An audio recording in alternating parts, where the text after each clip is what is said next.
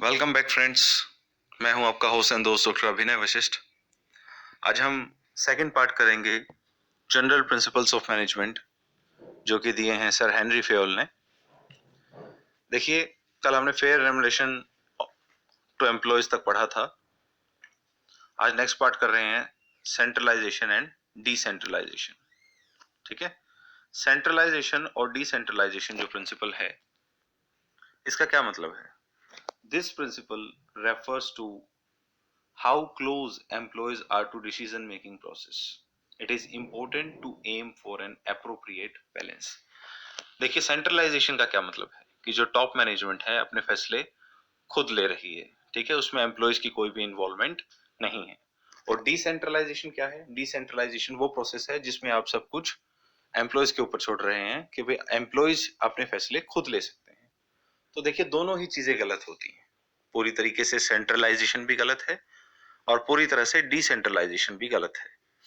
Centralisation means जो top authority है वो एम्प्लॉयज की बात को सुनने के लिए तैयार ही नहीं है, वो क्या है? सेंट्रलाइजेशन।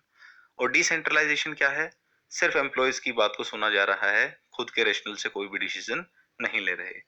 तो एक वर्ड आता है इफेक्टिव सेंट्रलाइजेशन। ठीक है, इफेक्टिव सेंट्रलाइजेशन मींस क्या सही है? इफेक्टिव सेंट्रलाइजेशन, इफेक्टिव सेंट्रलाइजेशन का मतलब है कि जो डिसीजंस टॉप अथॉरिटी से रिलेटेड हैं वो डिसीजन टॉप अथॉरिटी ही ले। Clear?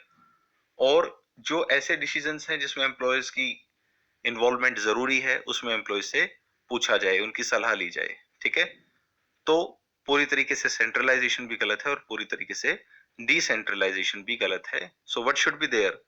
There should be effective centralization. ठीक है, तो इफेक्टिव सेंट्रलाइजेशन का होना इसमें जरूरी है। ठीक है, चलिए आगे चलते हैं। Next one is scalar chain. Scalar chain refers to the number of levels in the hierarchy from the ultimate authority to the lowest level in the organization.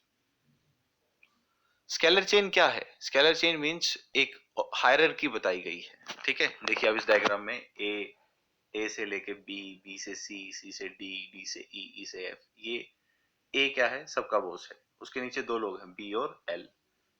ठीक है, अलग अलग डिपार्टमेंट्स हैं। एक में है सी और एम, फिर डी और एन, ई ओ, फिर सबसे लोवेस्ट पे क्या है? एफ और पी।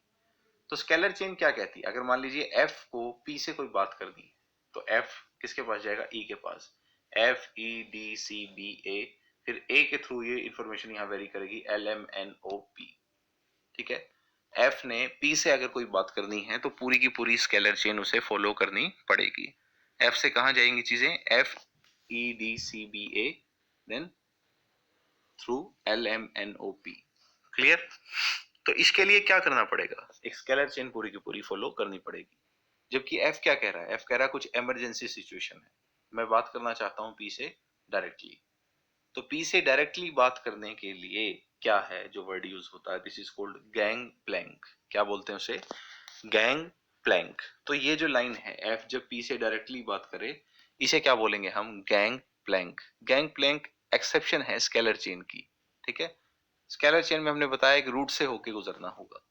आप अपने बॉस के पास जाओगे, फिर बॉस उसके बॉस के पास जाएगा, फिर उसके बॉस के पास, फिर अल्टीमेटली ऐसे घूम के दूसरे डिपार्टमेंट में हम जाएंगे। जबकि हमें डायरेक्ट बात करनी है। एफ ने पी को ये बताना है कि पी आपकी जान खतरे में है, आप अपनी जान बचा सकते हैं। तो ये एक इंपॉर्टेंट मैसेज है। तो अगर ये पूरा का पूरा वेरी करके यूं जाएगा तो उसमें दिक्कत है। ठीक है, तो ऐसी इमरजेंसी सिचुएशंस में एफ पी से डायरेक्ट बात कर सकता है, जिसे हम क्या कहेंगे? Gang plank. ठीक है, गैंग प्लैंक क्या है? वो एक्सेप्शन है स्केलर चेन की। ठीक है, इसमें क्या पॉसिबल है? एफ पी से डायरेक्ट बात कर सकता है। क्या एफ ओ से डायरेक्ट बात कर सकता है? नहीं, ऐसा पॉसिबल नहीं है।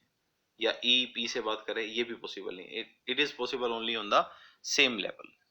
ठीक है, सेम लेवल के लोगों से जब आप बात करें उसे ही गैंग प्लैंक कहते हैं। और इसके लिए आपको क्या करना पड़ेगा? हमने इमीडिएट बॉसेस की परमिशन लेनी पड़ेगी। एफ को ई से लेनी पड़ेगी और पी को ओ से परमिशन लेनी पड़ेगी। आप सिर्फ अपने जो इमीडिएट बॉसेस हैं उन्हें उनसे परमिशन ले लीजिए और इमरजेंसी के केस में आप ऐसा कर सकते हैं। ठीक है, और ये सिर्फ सेम लेवल पे पॉसिबल है। ऐसा पॉसिबल नहीं है कि आप एफ एम से बात करें या ई एल से बात करें या डी पी से बात करें। ये सिर्फ सेम लेवल पे पॉसिबल है। जैसे एफ पी से बात करें या ई ओ से बात करें या डी एन से बात करें, ये सिर्फ इसी लेवल पे पॉसिबल है। क्लियर? तो इस प्रोसेस को क्या बोलते हैं? Gang plank. चलिए आगे चलते हैं। नेक्स्ट पार्ट आता है ऑर्डर। ऑर्डर मीन्स ये कोर्ट वाला ऑर्डर नहीं है, जज ऑर्डर ऑर्डर बोलता है, ये वो ऑर्डर नहीं है। ये क्या कहता है? All personal and materials must have designated places. जितने भी लोग काम करने वाले हैं, पर्सनल मतलब जो हमारे ह्यूमन रिसोर्स हैं, और जो भी मटेरियल है, तो उनके लिए जो प्लेस डिसाइड किए हैं तो वो अपने डेजिग्नेटेड प्लेस पे होने चाहिए। There should be a place for everything and everything in its place and the right man in the right place. हर व्यक्ति को उसकी सही जगह पे हमें पोस्ट करना चाहिए एक प्रॉपर ऑर्डर से। ठीक है? एक ऑर्डर जरूरी है किसी भी काम को करने के लिए। एक प्रोसेस जो होता है, एक ऑर्डर, एक क्रम जो है वो होना चाहिए। सारी चीजें प्रॉपर ऑर्डर में होनी चाहिए। ठीक है? तो इसमें मटेरियल ऑर्डर भी है और सोशल ऑर्डर भी है। ठीक है? Right man at the right place, the place for everything and everything in its place. सभी व्यक्ति अपने सही जगह पे पोस्टेड हों और सारा सामान आपका जो भी है, जो भी मटेरियल है, वो सही जगह पे रखा हो। तो ये सबसे ज्यादा जरूरी चीज आती है। क्लियर है? चलिए नेक्स्ट प्रिंसिपल करते हैं। Equity. All employees should be treated as equally as possible. हमें सभी एम्प्लॉयज को इक्वल ट्रीट करना चाहिए, उनके अंदर भेदभाव नहीं करना चाहिए। No discrimination for gender, creed, ethnicity. ठीक है? तो किसी भी जाति धर्म के आधार पर हमें उसके अंदर अमीर गरीब के आधार पर, जेंडर के आधार पर हमें उसमें कोई भी डिफरेंस नहीं करना चाहिए, उन्हें डिफरेंशिएट नहीं करना चाहिए, या फिर एग्जैक्ट वर्ड आए तो डिस्क्रिमिनेट नहीं करना चाहिए। ठीक है? Equity creates loyalty and devotion in the employees. अगर हम सबको समान दृष्टि से देखेंगे, सबके साथ एक जैसा व्यवहार करेंगे, सबको जो इंसेंटिव्स हैं वो फेयर देंगे, ठीक है, तो उस केस में क्या होगा? उस कंडीशन को हम क्या कहेंगे? इक्विटी। और इससे क्या होगा? जितने भी हमारे एम्प्लॉयज हैं वो और मन लगा के काम करेंगे, वो लॉयल रहेंगे। ठीक है? वो पूरी डेडिकेशन के साथ काम करेंगे इसमें। Clear? So this is called equity. Next principle बताया सर हेनरी फेयोल ने, stability of tenure of personal. जो भी हमारे एम्प्लॉयज हैं उनकी स्टेबिलिटी बहुत जरूरी है। ठीक है? Retaining productive employees should always be A high priority of management. ठीक है? ये हाई प्रायोरिटी होनी चाहिए मैनेजमेंट की, कि जो भी प्रोडक्टिव एम्प्लॉयज हैं, जो भी बहुत अच्छे एम्प्लॉयज हैं, जिनसे हमें बहुत अच्छे आउटपुट मिल रहे हैं, जिनसे हमें बहुत ज्यादा प्रॉफिट हो रहा है, ऐसे एम्प्लॉयज को हम रिटेन करके रखें, स्टेबल करके रखें। ये ना हो कि हमारा कोई भी कंपटीटर है, XYZ कोई भी कंपनी है, वो हमारे एम्प्लॉयज को तोड़ के ले जा रही है हमसे। ठीक है? ऐसा नहीं होना चाहिए। जो एम्प्लॉयज हैं वो एक ही जगह पे स्टेबल रहने चाहिए। ठीक है?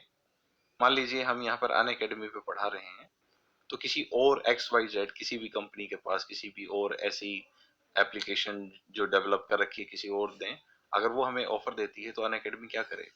अनअकैडमी को स्टेबिलिटी ऑफ पर्सनल जरूरी है अनअकैडमी के लिए। या XYZ किसी भी कंपनी के लिए, अगर उसके एम्प्लॉयज अच्छे हैं और उसके एम्प्लॉयज कहीं और जा रहे हैं, तो उन एम्प्लॉयज को रोकना चाहिए। उनकी स्टेबिलिटी जरूरी है। Stability of tenure of personal. ठीक है? जितने भी एम्प्लॉयज हैं उनकी स्टेबिलिटी जरूरी है। ठीक है? ये हमारी असेट्स हैं, ह्यूमन रिसोर्स क्या है? हमारी असेट्स हैं, हमारी संपत्ति है। ये अगर शाम को अपने घर जा रहे हैं तो हम ये बात इंश्योर करें कि अगले दिन वो हमारे पास वापस आए, वो किसी और के पास ना जाए, क्योंकि कोई भी ऑर्गेनाइजेशन है बिना एम्प्लॉयज के नहीं चलता है। तो जितने भी अच्छे एम्प्लॉयज हैं, अच्छे ह्यूमन रिसोर्स हमारे पास अवेलेबल है, उनको स्टेबल करके रखना जरूरी है। क्लियर? एक ऐसा ऑर्गेनाइजेशन कभी सफल नहीं हो सकता जिसमें स्टेबिलिटी ना हो पर्सनल की। चलिए नेक्स्ट प्रिंसिपल है initiative. Employees should be given the necessary level of freedom to create and carry out plans. Initiative क्या कहता है? इनिशिएटिव में क्या होते हैं? प्लान्स। अलग अलग तरीके के आइडियाज आते हैं सबके दिमाग में। ठीक है? बहुत सारा अलग अलग आइडियाज आते हैं।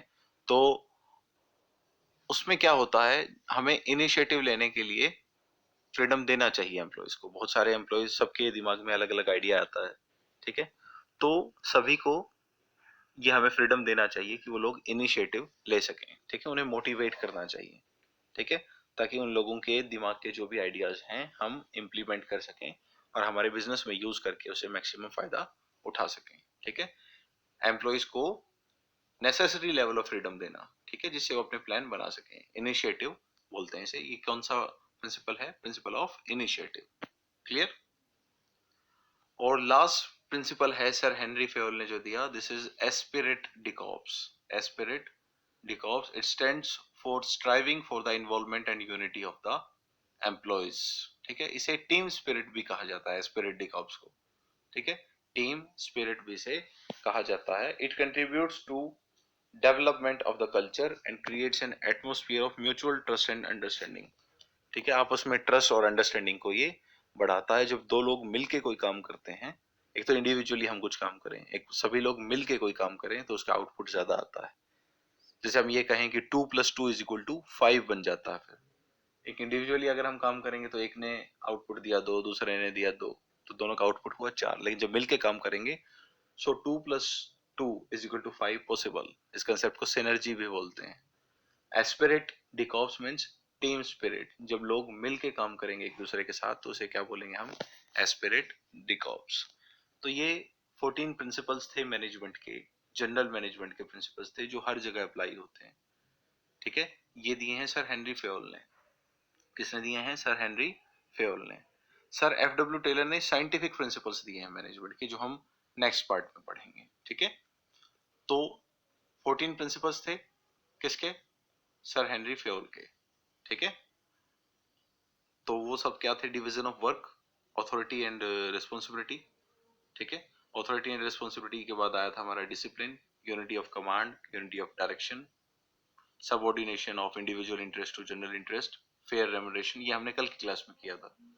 और आज की क्लास में जो हमने किया, सेंट्रलाइजेशन एंड डिसेंट्रलाइजेशन, जिसमें हमने सीखा कि इफेक्टिव सेंट्रलाइजेशन सबसे ज्यादा जरूरी है, सेंट्रलाइजेशन भी गलत है और डिसेंट्रलाइजेशन भी। स्केलर चेन, जिसका एक्सेप्शन हमें बताया गया गैंग प्लैंक, हम इमरजेंसी सिचुएशंस पे सेम लेवल पे कम्युनिकेट कर सकते हैं इमीडिएट बॉसेस की परमिशन से। ठीक है, ऑर्डर, सारी चीजें प्रॉपर ऑर्डर में होनी चाहिए, मटेरियल ऑर्डर भी और सोशल ऑर्डर भी। ठीक है, फिर आया था हमारा स्टेबिलिटी ऑफ पर्सनल, जो भी एम्प्लॉइज हैं उनकी स्टेबिलिटी जरूरी है ऑर्डर के बाद। इनिशिएटिव, इनिशिएटिव हम लेने दें, हमारे एम्प्लॉयज के दिमाग में जो विचार आ रहे हैं उन्हें सुनना चाहिए। इक्विटी, सबको हम समान ट्रीट करें, किसी के अंदर कोई भेदभाव नहीं करें। और लास्ट में क्या होता है? Esprit de corps. Esprit de corps means team spirit. सभी एम्प्लॉयज अगर मिलकर टीम स्पिरिट में काम करेंगे तो हम अच्छे आउटपुट्स अचीव कर सकते हैं। ठीक है, आपके जो भी डाउट्स हैं इससे रिलेटेड, वो आप कमेंट सेक्शन में मुझे दे सकते हैं। ठीक है, नेक्स्ट क्लास में हम साइंटिफिक प्रिंसिपल्स करेंगे मैनेजमेंट के। ठीक है, थैंक यू।